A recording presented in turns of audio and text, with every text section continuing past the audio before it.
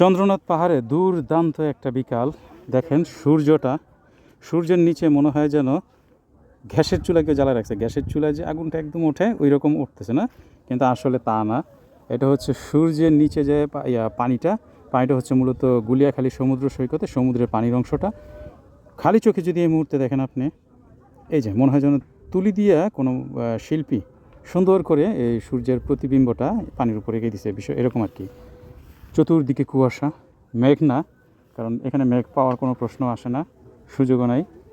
কুয়াশায় ভরপুর, যেহেতু অত উচ্চ জায়গা না, এটা 1000 ফুট হচ্ছে এটা, এই চন্দ্রনাথের যে মন্দিরটা।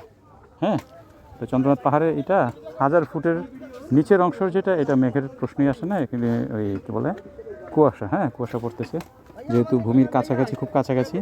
তো এই জায়গায় আমি আসলাম, এই যে ঘুরে দিই আপনাকে এটা। এবার দেখেন, দেখছেন কি সুন্দর, এভাবে তুলি দিয়ে আঁচড় দিয়ে দিছে মনে হইতেছে না।